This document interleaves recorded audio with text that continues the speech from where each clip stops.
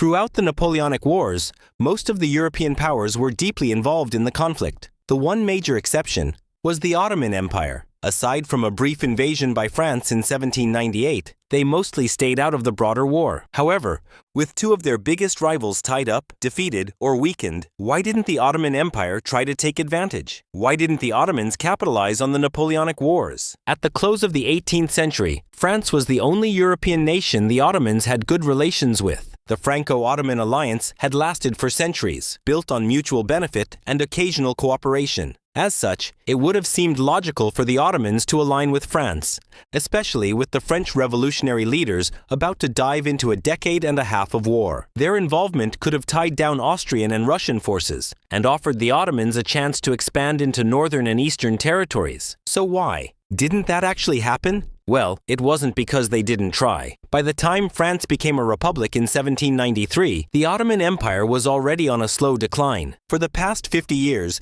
they hadn't won any major wars against a great power, and their empire was steadily shrinking. A big reason for that was how outdated their army had become. Most of that decline was due to the Janissaries. Originally, they were an elite corps made up of eunuchs who swore loyalty only to the Sultan. But over time, they had gained more privileges by rebelling, removing sultans, and eliminating anyone who opposed them. To make matters worse, they were no longer effective on the battlefield, especially when facing the better tactics and advanced equipment of European armies. Sultan Selim III had reached out to France, hoping they would help him modernize the Ottoman military. But with the French king gone, he had to deal with the new revolutionary government, which turned out to be more interested in invasion than assistance. That invasion was led by Napoleon Bonaparte, who aimed to secure a French presence in the Middle East, with long-term plans to threaten British India. At first, the French campaign looked promising, but after Britain stepped in, Napoleon returned to France to overthrow his own government, leaving his army behind. That army eventually surrendered to the Ottomans in 1801. Naturally, this didn't do any favors for Franco-Ottoman relations. Still, over the next 14 years,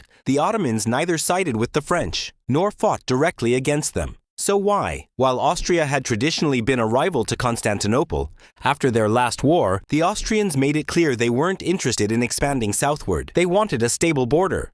This gave the Ottomans room to shift troops elsewhere, and for the Sultan, having at least one secure frontier was too valuable to risk losing in a new war. Even though they had just expelled the French, the cost was enormous. Ottoman losses far exceeded French ones. As military technology and tactics evolved, the Ottoman advantage of fielding massive armies was becoming less and less effective. As such, the Sultan used this moment as justification to override Janissary resistance and begin a long, painful reform of the army. Of course, the Janissaries didn't want to give up power. Still, they realized change was coming. But rather than support the reforms, they turned on Sultan Selim III and soon removed him from power. He was replaced by Mustafa, who was quickly overthrown and killed in a counter-coup. Meanwhile, both sides in the Napoleonic conflict had been trying to win over the Ottomans for years. But after the Treaty of Tilsit, the Ottomans saw Napoleon Bonaparte as the likely winner, so they refused to ally with Moscow. In response, Russia invaded and occupied Ottoman lands Napoleon Bonaparte promised to return. Until, of course, he didn't. After that, the Ottomans didn't really trust anyone anymore. Still, they remained at war with Russia into 1812. Eventually, Russia pushed for peace, and the Ottomans, seeing no point in continuing, agreed to give up those territories. 1 month later, Napoleon Bonaparte launched his invasion of Russia. That move could have worked out for the Ottomans, but instead, it only showed that France neither trusted them nor needed their help. After 6 exhausting years of war, the Ottoman army was badly weakened. Any new campaigns would have to wait, and by that time, Napoleon Bonaparte was losing. So siding with him was no longer a smart move, and joining the coalition against him wouldn't have earned the Ottomans anything worthwhile either. I hope you enjoyed this episode, and thanks for watching.